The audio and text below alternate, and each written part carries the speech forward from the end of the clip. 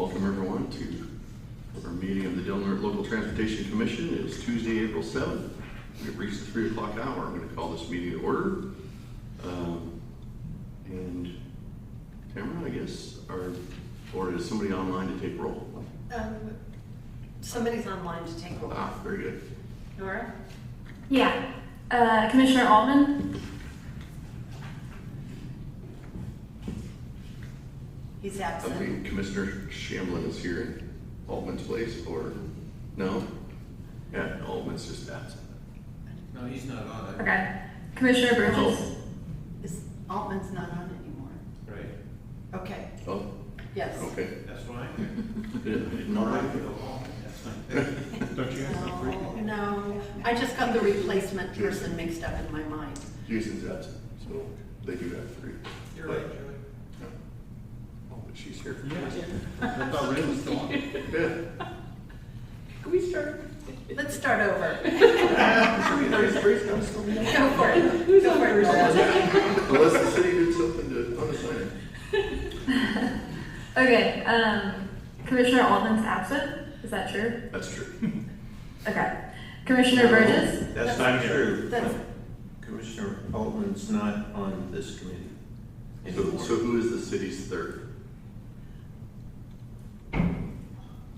see, I thought Altman was a commissioner. I didn't hear that he wasn't. I don't know, I thought it was just me and Jason, I didn't know there was. There was a third, Okay, and there's a it's third. Commissioner Altman, yes. Who's on third? Yep. Maybe it is him, and he's absent. Altman is absent. Okay. Commissioner Burgess? Yeah, I'm here. Okay. Commissioner Howard? Here. Commissioner Short? I'm here. Commissioner Shamblin? Here. And then Commissioner Tinkler? Here. Okay. Tatiana Alstrand? Here. Okay. Okay, if you would all join me in the Pledge of Allegiance. I pledge allegiance to the flag of the United States of America and to the republic for which it stands, one nation, under God, indivisible, with liberty and justice for all.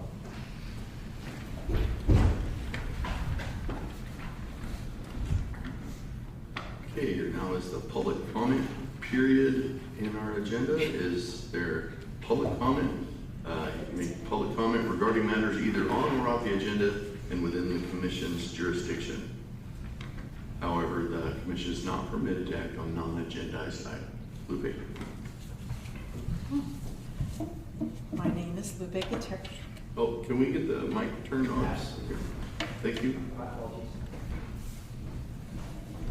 This won't cut into your time. Do you have a spare agenda there? Sorry.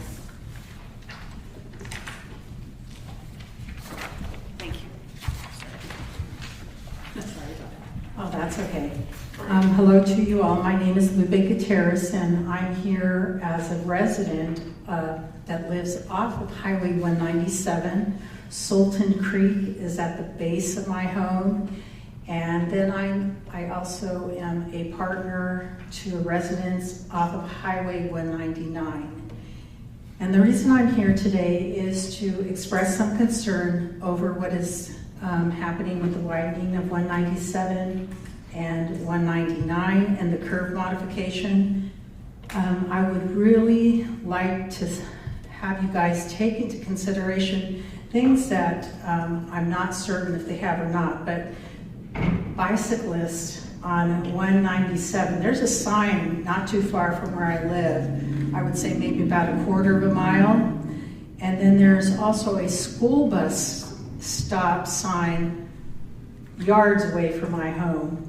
And one of the things that I know that recently has happened is there was, I believe, a flood survey that was done in our area. I never saw any results of it, but the reason I'm bringing this up too is that if you haven't been on 197, you'll see that there's a lot of rocks that fall onto the highway that can be a serious safety factor, and they also remain in the trenches off to one side of the highway. Now, I'm bringing all of this up because I think those are the kinds of things that perhaps were not considered. And if they were, I'm asking if, as myself and my neighbors would like to know, if we could have an update on what is going on with 197 and 199. The other thing that people have brought to my attention off of 199, as you know, back, I guess in 2023, when we had the Smith River fire, that's totally changed our landscaping off of 199. And that already has, flooding that has occurred. So that's something else that I'm not certain has been taken into consideration. Also, speed limits have been mentioned because with the star trucks coming in, I'm imagining a bicyclist in front of a star truck or a child who's getting off the school bus and walking home. And I'm thinking, well, there's a little safety factor involved that, how are we taking that into consideration? So what can we do about speed limits? And then, of course, the noise from those trucks and the screeching that is caused because all of a sudden they come onto a curve and they go, and you're going, oh my goodness. Now, these are all real things that are happening, and I just would really love to have someone in our community that knows about all these things that can address this, perhaps at a town hall, but bring it forward to the neighbors and people that live in the surrounding area. So those are my hopes, and thank you so much for listening. Thank you. Seeing no other public, we will go ahead and move on our agenda. Next thing is the election of a chairperson and vice chairperson. I most would like the chairperson. I'd move to elect Darren Short to chair this commission. I'll second that. Got a motion and a second. Any further nominations? Let the railroad begin.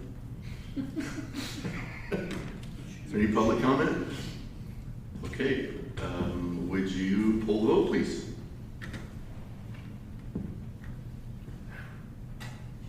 Commissioner Burgess, Yes. Commissioner Tinkler, Yes. Commissioner Howard, Yes. Commissioner Short, Yes. Commissioner Shamblin. Yes. Okay. Thank you. And just for clarification, that's Commissioner Borges with an O. Oh, thank you. Next, election of a vice I chairperson. move to approve Candace Tinkler as vice chair. She's the alternate. You're the alternate, are you not, Candace? Yeah. Candace will go. Pretty sure I can. That's too bad. Thank you, though. You're consistent. Yeah. We need consistency. So if city representatives aren't going to attend meetings, we really need to know in advance. Well, I just got on this. This is just my second meeting. I've made both of them, by the way. We need to have the city as vice chair. So I guess my nominee turns to the last person left standing in the room. Or the person not in the room. I don't want to do that. That's being a cold-hearted trick. Is that your nomination? Yes. Then I will second it. Okay.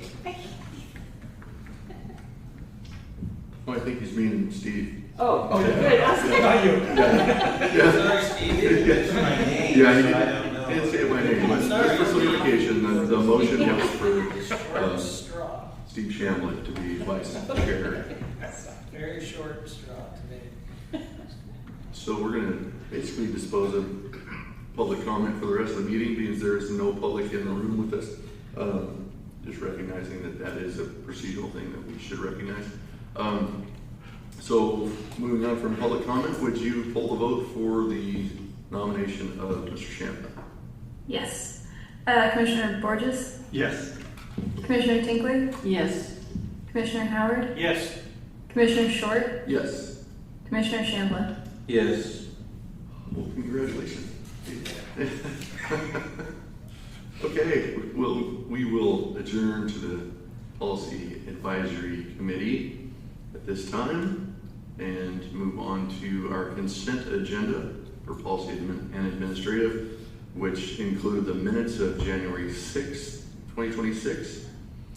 Item B is a resolution 2026-3, the Low Carbon Transit Operations Program Project, Specialized Rider Fare Program for $47,019. And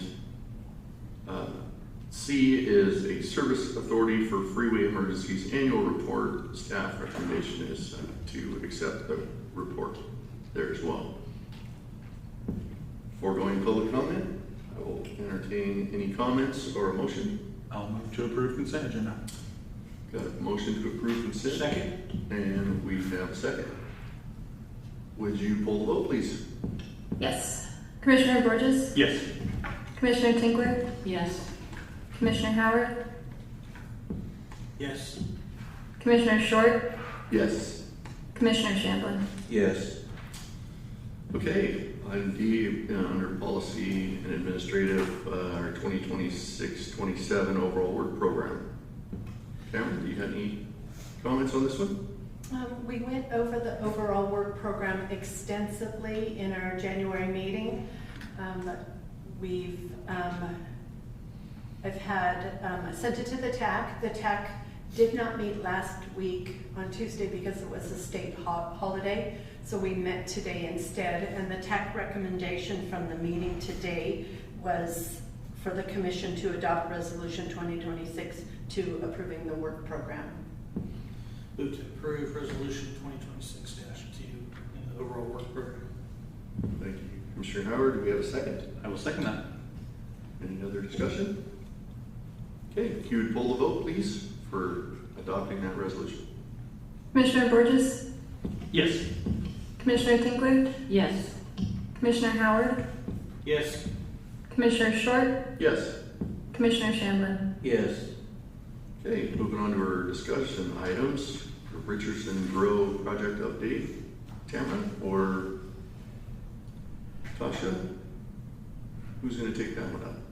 Yeah, hi, I'd like to introduce Brenda Howell. We also have Jen Buck here from the Caltrans District 1 project management team who are going to be giving a presentation today.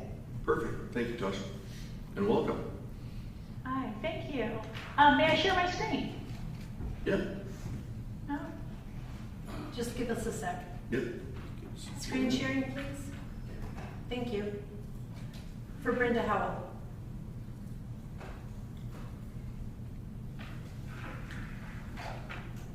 All right. There we go. Okay, if you guys can see that? Yep, we can see it.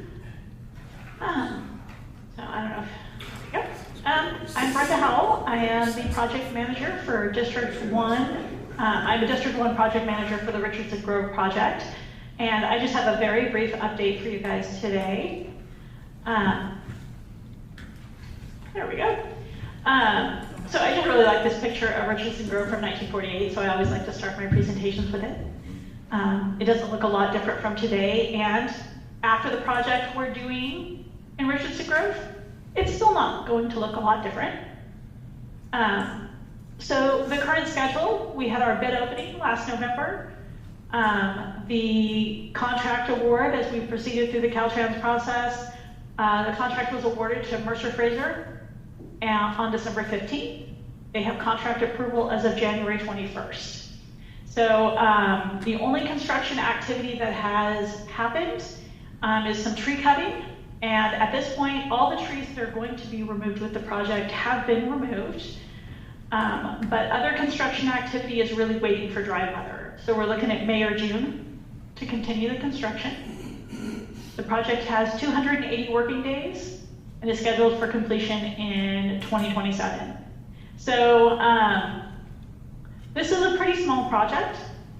In normal conditions, this wouldn't really take 280 working days, but we have a lot of very careful construction going on. There's going to be a lot of handwork, a lot of air spades used to protect the tree roots, and a lot of very careful environmental protections with this project that is really extending the number of working days. A few miscellaneous items. On March 26th, 2026, the California Court of Appeal ruled in favor of Caltrans ending more than 15 years of litigation. As I mentioned on the prior slide, all trees planned for removal by the project have been removed. Caltrans environmental teams have been on site, salvaging rare plants and relocating them to some safer areas within the park, so that is happening. And if you Google Richardson Grove Improvement Project to find the Caltrans project website with more information, there are so many project documents. Everything you could ever want to know about the project is available on that site. I also have the link on the last slide, but it's probably easier if you just Google that. Any questions? Any questions for any of the commissioners? Do you have an estimate of how long waits will be for travelers this summer? They should be fairly minimal. I should have been prepared for this one. So we have a Caltrans max wait, which I believe, Jen might be able to help me out, I believe is like 20 minutes, and that's the maximum allowed. There's no reason to expect they would ever exceed that. More generally, they're going to be much shorter than that. Yeah, there is a school bus that goes through the closure, so we did want to make sure that the delays weren't too long, and the last update that I received was it was 15 to 20 minutes at the most. Thank you, Jen. Mm-hmm. Any other questions or comments? Very good. Well, thank you very much, Brenda. Welcome. Glad you could make it with us to give us the update. All right. Well, thank you.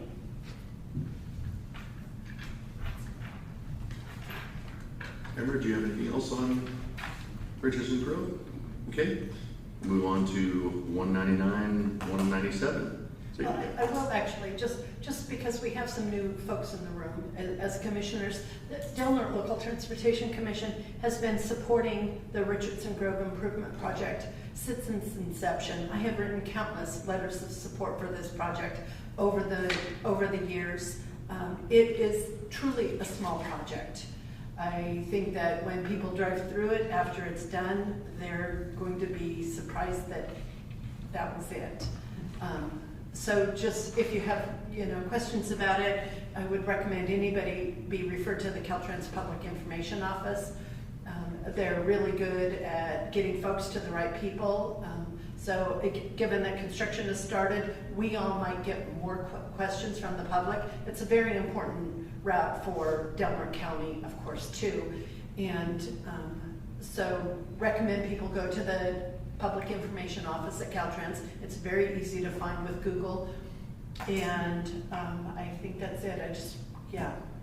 Long. I mean, we've been supporting this project for many, many years. It's a very small project. Thank you, Cameron. Yeah, litigation for 12 or 13 years. It was 15. So yeah, it's good to see that it's finally moving forward. Okay, 199, 197, safety update. We didn't hang around. Do you want to take this? Shall I take this? Kick us off. Okay. So Chris and I had a meeting earlier today. Thank you, Chris, for getting that set up. Oftentimes he has, but he's has more pull, more power. A little more persuasive. He can be more persuasive than I can to get Caltrans together to take a look at some things. And and sometimes it's better for me to take on something, but for some things like safety, Chris and I work together. I would work with any of you, all of you, to pull together to get information we need for a public meeting. The Caltrans safety update we've had as a standing item on the agenda for a long time. I think it will continue to be there. In our meeting today, we talked about the impacts of the closures on 199, which will be Tuesday, Wednesday, Thursdays from 10 to 2 during some of the construction, not all of it. And the impact that that closure will likely have on the bad behavior by very few, but some of our drivers, of using the two-way left turn lane as a passing lane in the communities of Smith River and Haiuchi. We've been talking about putting in some of the bollards. We talked about this in a Transportation Commission meeting a couple months ago. Took a look at what those look like. They are the plastic posts like they have in Oric. Putting up some of those bollards in some way to, even though it's sooner than we anticipated, to help deter people from using that two-way left turn lane as a passing lane, which is a very dangerous maneuver through those communities. So Caltrans is taking a look at that. We had, it's going to be a combination of safety work, maintenance work. Chris and I, Commissioner Howard and I, taking a look and continuing to pull together to make sure that we're paying attention to the work. But Caltrans knows and understands the safety concerns, the additional safety concerns that we're going to have because of that work on upriver on 199 for the downriver communities, Hayuchi and Gasky, after the traffic lets go. So it's actually more of it's a concern for all of the time. For me, it's certainly a summer concern, but it's a winter concern also when we have more wide open space. Hayuchi, for example, is so busy in the summer. I can't imagine, although people do things that I can't imagine somebody trying to use that two-way left turn lane as a passing line in the middle of summer downtown Hayuchi, so to speak, downtown. But it's probably going to happen then too. But we see it now. We see it all regularly. So it's a very serious concern for folks who are looking in the right direction, doing all the right things, and then here comes a car zipping through trying to pass 4 or 5 cars that they believe are in their way. So that's a good and positive step forward. Also on safety, the roundabout at 199 and Elk Valley Crossroad Road is moving along. We have the STAA improvements that will be beginning. We don't have a start date yet. We learned that again today. There's no start date yet. They're negotiating the schedule right now. So we will know the start date when one is available. But we don't have that yet. But I really am impressed with how everybody is working together to pay attention to safety on 199. Using the data that we have on the road safety audit, Caltrans is going to make some changes with their HM4 funding. I don't remember what the name of it is, but HM4 funding, and it's basically low-level countermeasures strategies that we can do on a U.S. highway. It's like painting, it's better signage, it's specialized guardrail to help protect motorcyclists. It's, it can be flashing lights. It can also be these bollards to help prevent passing in a two-way left turn lane. So we're taking a look at all of those things together. There'll be a lot of activity on Highway 199 from various projects, different funding sources, but all of it has safety in mind. Very good. Any other things, Mr. Howard? Yeah. There's going to be quite a bit of activity on 197, 199 this year, STAA project included. There's going to be quite a bit of work, and what Tamara's referencing will generate obviously quite a bit of frustration with our traveling public in the middle of summer when our busiest time of year is. Unfortunately, with the environmental documents the way they are, the only time we can operate in this place and location is during certain periods of time, which are quite restricted based on those documents. So in essence, moving forward, trying to find ways to calm traffic and not present dangers has been an incredible focus. Just within the last couple of months, we've had one very close to fatal accident right on Shady, which is the next street south of Monument Drive on 199, where a close friend, neighbor in the area was T-boned. And then most recently, last 3 weeks ago, the previous owner of the Hayuchi Hamlet was near T-boned as somebody doing 100 was passing 7 or 8 cars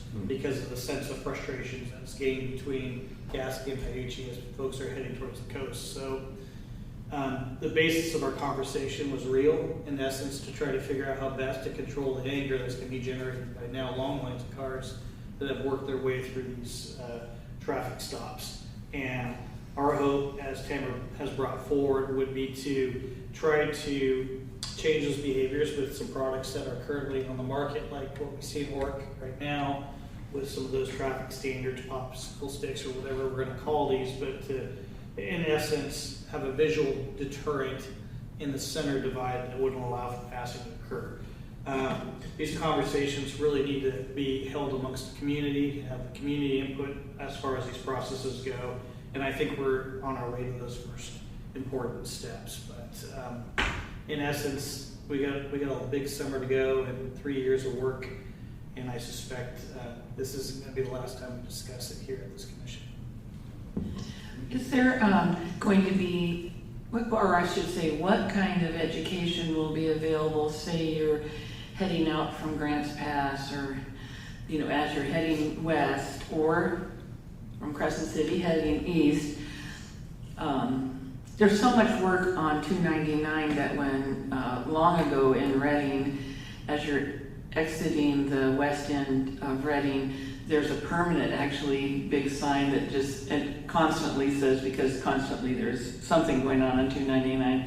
And so I like the idea of trying to get as much as possible education out there somehow. Yeah. So people won't be like, well, first of all, maybe it's not as crucial on the 199, but on 299, you want people in the summertime to be carrying water, because they might be sitting, in heat. So I was just curious of what kind of plans or ideas have come forth on that. Those are great suggestions, Commissioner Tinkler, and I know Caltrans has already been thinking quite a bit about this. It was definitely part of our discussion today. Tasha could probably add to it, but in essence, the electronic lighted signs that Caltrans uses will be utilized during this project to forewarn folks of these periods of time where the closures will take place. But there's only so much print you can take in. They'll be doing print advertising, as I mentioned today, radio advertising, and also trying to communicate through the various elected offices in public session that will allow communication. If you have any other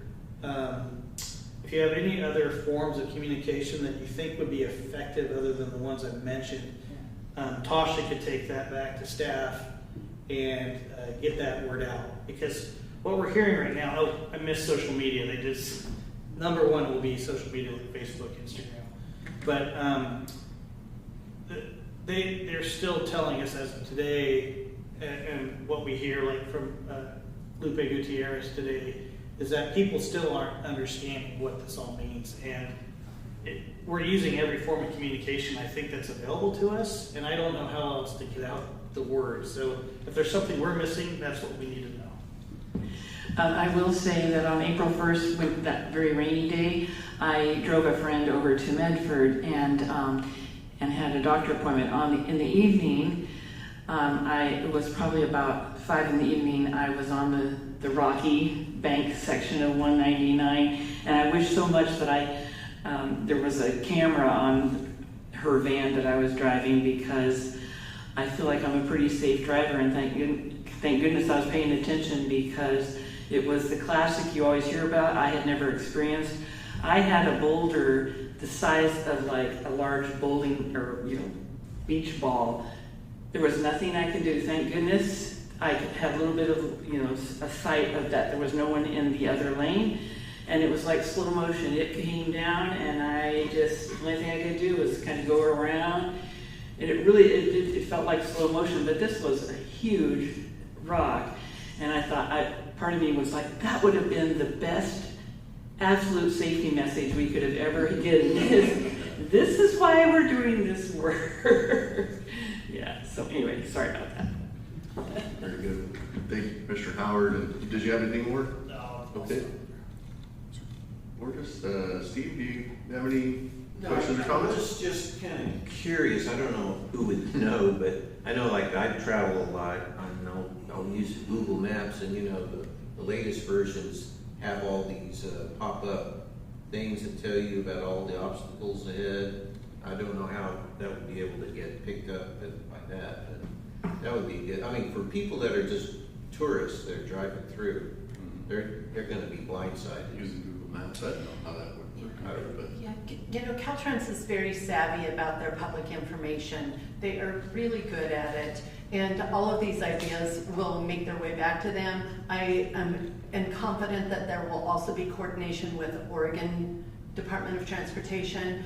I know that, you know, there have been several closures before, and that coordination where there are signs even as far away as Grants Pass saying the highway is closed until whatever time, they're not, you know, so it just depends on where you are and what's happening, but Caltrans is very diligent. They understand the serious nature of closing US 199, and they're going to do everything that they can to communicate with the public. It went very well during the fire that we mentioned, 2023. Highway was closed and only getting open for certain times. I thought the communication went well, and I just wanted to echo what you say there, that Caltrans did an excellent job letting the public know what was going on. Tasha, did you have anything more that you wanted to say about 199, 197? Well, just that we have our quick maps, which is, you know, sort of the go-to place for all of the information for closures and emergencies, things like that. Jen just put a link to that in the chat. And then also, I was gonna mention something else, but it just escaped me. But yeah, we're always open to new creative ideas, but I think that we're going to be trying to get the word out as much as possible. Jen did send Tamara before this meeting, she was probably in the TAC meeting, a fact sheet for the project. So I thought we could also share that and get the word out. And Jen is here too to add on. That fact sheet might be helpful for the locals and their concerns possibly. I don't know. What do you think? Yeah, just to expand on that a little bit, we created a fact sheet. It's basically a flyer. It doesn't have the detailed dates of when those closures will be, but it does have high-level information at this point, and we can update the flyer once we have that schedule really nailed down. So I just sent that to Tamara about an hour and a half ago. I'm sorry that it wasn't sooner than that, but I thought that that would be something that we can distribute to the community, and then, like what was stated before, all of our information campaigns, and then we also have, Tasha mentioned the Quick Map link. I put that in the chat. There's also a Quick Map app that that people can download if they wanted to look at. It covers the state of California, and I do believe, this is just me speaking, I don't know how official this is, but I do believe that there is some information sharing between Quick Map and Google and Apple, because I have seen things get loaded onto Quick Map, and then very shortly after there has been like a red mark or an orange mark showing traffic on the Google Maps as well. So there is communication happening, and we will be sharing that everything that we have as much as we can. Beautiful. Well, thank you very much for that, Jen and Tasha. I appreciate that. Any other thing for 199, 197? Okay. We'll move on to Policy Advisory Committee comments and reports. Tasha, did you have anything extra for us? I do. I have a few things.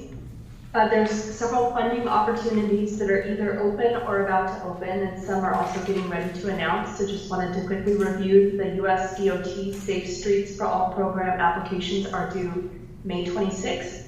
Active Transportation Program applications are due June 22nd. And the Transit and Intercity Rail Capital Program applications due May 18th. Urban Greening Program should open in May. And award announcements for the fiscal year 26-27 Sustainable Transportation Planning Grant Program should be in May or June. And this year, headquarters will be updating the grant guide for that program, so our partners will have an opportunity to provide feedback on the proposed changes. Feasibility studies. Caltrans District 1 was awarded 3 feasibility studies, which authorizes work for next fiscal year. 2 of those are for climate planning studies in Del Norte County. The first is the South Beach Living Shorelines for US 101, and the second is Wilson Creek Uphill Retreat, also US 101. These feasibility studies will be worked on through June 30, 2027, with the goal of developing into a project initiation document for next steps. Last chance grade, Caltrans District 1, as you know, submitted a USDOT build application for last chance grade, and we're expecting to hear back the award sometime this fall. For the district transit plan, we're now moving into phase 2 of engagement, where we'll be re-engaging with transit operators and RTPAs to seek confirmation about transit needs identified during the engagement we did last fall. So we're going to be validating what the data shows and identifying potential solutions for the state highway system, and meeting invites should be going out soon. Defensible Space Days, participants are encouraged to bring brush to the Del Norte Fairgrounds May 2nd and 3rd from 9 a.m. to 3 p.m. and dump for free. So they're going to be accepting woody vegetation, brush, shrubs, limbs, trees, clean up stumps. This is a pilot event, and if it goes well, we hope to do more of these. And I'll share a flyer after this meeting. We asked to share that out. I can maybe send that also with the fact sheet. The annual 2026 Caltrans District 1 Tribal Transportation Summit will be held for Del Norte and Humboldt counties on May 27th at the Bear River Band of Montreal Rancheria. And announcing the first Caltrans District 1 Transportation Planning Open House. We're going to be hosting 2 open houses this summer to highlight some of the work we're doing in transportation planning. One will be in Eureka in June and the other in Ukiah in July. The topics to be covered include the interregional transportation strategic plan, California Transportation Plan, the Sustainable Transportation Planning Grant Program, District Transit Plan, the Corridor Management Plans, and the Eureka Arcata Climate Adaptation Implementation Plan. So more information about that will be going out soon. We'll share that. And then finally, the new entry monuments. The Del Norte 199 monument was installed recently. The rest to be expected to be completed this week. The community noticed the sign and started posting on social media, so Caltrans made our own post, and it has been so popular that it received over 3,000 likes and over 250 shares. And the Del Norte 101 monument, once the 199 monument is completed, the contractor will move over to the 101 site and begin installation. It has already been manufactured and is in the final stages of being painted. The colors are very vibrant, and there's a 6-foot-long 3D salmon installed along the base, several, I should say. So for the ribbon cutting ceremony, we're planning that now, and we're looking for feedback before we finalize the event planning this week. So I have a couple of questions that I'd like to take back to the team, asking you all to see your preference on if you'd like to have one ribbon cutting ceremony at the US 101 site, which would have pictures and poster boards and information about the 199 monument available for viewing and comment, or if you would prefer to have 2 separate ribbon cutting events, one at each location that would require driving to each location. 2 would be preferable for my opinion. It'd be nice to show them both off, but any other comments from anybody? I lean more towards one, but. I think you might get more attendance at the one that's closer by, obviously. But before I almost had a run-in with giant beach ball boulder, I was a very happy camper because I drove by that beautiful new Welcome to California sign and just put a big grin on my face. It's just lovely. So that's a split vote. That's a split vote. You didn't get an answer. I know. How about, did everybody respond? Tamara, what do you think? I'd be okay with just one at 101. It's a bigger place too. Mr. Shamlin, what do you think? Yeah, that sounds good. Chris wants to. I think Chris that wants- given Chris is all getting of, outvoted. well, I think that given all the activity that we have on 199, I don't know. I truly don't know. I think that really this is a decision for Caltrans to make. There's very different communities. They really are. And they're very far away from each other. So, the 101 at Oregon is very different from 199 at Oregon. And they are really addressing very different communities, and thank you for having very different signs at the different locations, Yeah, that's because true. they are different. So, Yeah, Tamara, you're right. That's an hour drive. One Yeah. way, so. Yeah, no, somebody put an incredible amount of energy into this with Julia Peterson for almost 3 solid years. And given the distinct difference between the two signs, having the visibility around both, I think would be beneficial, even though I just said yes. It's, there's going to be a lot of folks that are going to have interest in both these sites. Yeah. As you could just see just from the 3,000 plus comments just on Caltrans. Guess you kind of swayed my opinion. This two wouldn't hurt my feelings, I well, guess. I think an unintended consequence is it would get some Caltrans staff on Highway 199 all the way to the Oregon border. I bet many of them have not been on that stretch of highway for a long time, even though we have projects just about to the edge of the Oregon border. So I'm always trying to get the Caltrans team to really drive 199 and see the nature of the whole highway. And so that's my sort of my off-topic agenda is let's get folks here. I also think I'm always all for and all in on things that are celebrating positive achievement in our community, positive things and beautiful things in our community. So I'll be there. All right, Darren, looks like you're outvoted. I just got outvoted. So Tasha, it looks like we want to do two. Sorry, Chair. Okay. That's okay. I took notes, so I'll take this back to the team. That was good feedback. Thank you. I feel like I'm starting wanting to.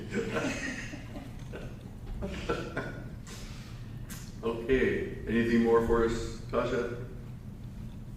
Nope, that's it. Stirred up enough trouble already, okay.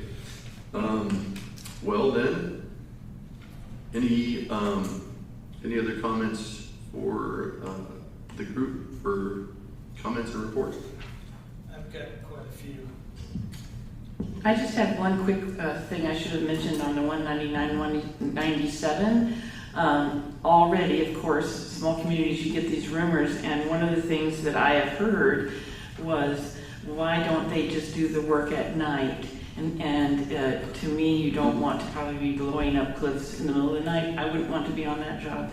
So I'm assuming it has to do with safety. But just as an FYI, of course, that's already floating. You know, they should just be doing this at night. So, FYI. We also want the neighbors in the area where blasting is occurring to be able to sleep in the evening. So if it's those people complaining about it, then just let them know. It is, Candace, it's a safety issue. Sure. I mean, I'm just the messenger. Anticipating what we're going to hear. Yes. Yes. Commissioner Howard, go ahead, please. Yeah, I've got three separate. Thanks, John. I've got 3 separate topics, and 2 of them are informational. One, we really need to figure out how best to take action. The first one, we just received some notice. The Delaware County Board of Supervisors just received notice yesterday about a Tolowadini Nation Tribal Gateway project on Highway 101 North between the casino and Hallenquit Lodge. That proposed project, which I believe was awarded several $1 million in planning and engineering grants from the federal government, would, in concept, create a span over the top of Highway 101 between the 2 facilities. As you recall, we've had quite a few near misses and actual fatalities at this location past several years. So I wanted to give thanks and congratulations to the tribe in being proactive at trying to address some of the issues with pedestrians, in particular in this area on Highway 101. The next issue that I wanted to bring your attention to is the Delaware County Board of Supervisors have learned of many delays with the record of decision for last chance grade, which was supposed to be published in December of this last year. The record of decision for last chance grade is basically the environmental document that basically allows us to move forward with the next step, which is to go out to bid for design and engineering work on the tunnel project itself. It's my understanding after several conversations with various stakeholders that this project was stalled out specifically with the State Historic Preservation Officer and questions that came through the state parks and concerns that were addressed at essentially the 11th and a half hour. In knowing what the record decision was, in addition, the memorandum of agreement that was drafted, which was not only bold, it was not only strong, but it was very creative, in essence giving a substantial amount of mitigation to 5 tribes that claimed some ownership over the specific area to self-direct those funds to their projects of choice. I felt that this 11th and a half hour stunt is what I'm going to call it by potentially parks representatives to slow this project down and prevent us to going to bid on design and engineering and additional award of the $180 million that was supposed to be on the commission's agenda in March of this year. Now potentially we are delayed at the soonest till August and maybe longer. So please be aware of that. I know our representatives are quite aware of it. Assemblyman Rogers, Senator McGuire, and Congressman Huffman, who have all been very active in supporting this project. I understand conversations are taking place this week and next week with bringing this straight to the top, both to the governor's office and through the Secretary of Resources, and in addition, Secretary of Transportation. My hope is that this gets resolved soon, and more importantly, pressure from the appropriate stakeholders in this county and Humboldt County continue to be placed so we can get back to where we were, which was an agreement that didn't need to have a wrench thrown in the works last minute by state parks. So that's my concern. I'll leave it there. My last one is one that we have to get our act together on. We have to get our act together on very quickly. And in June of this year, we're not going to have a director of the Transportation Commission. And I know last year we were warned by the director that her contract would be coming up in June.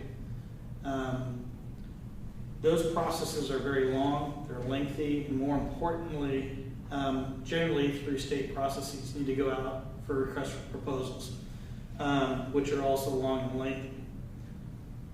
It's April, June's a couple months away. There's no time for that process in which to take place. In essence, not having an active member of the Transportation Commission to help lead that project, because it's not the director's responsibility, it's in this case the Commission's responsibility to take the lead on that work and find either an appropriate person, an attorney, like we had Autumn Luna, I think 5 or 6 years ago, help draft and carry this for us. But we currently do not have paid legal counsel here.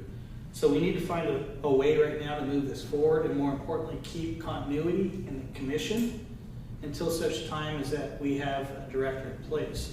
My suggestion, based on the contract that we currently have, there is the ability in the short term to provide an extension, at least for a year.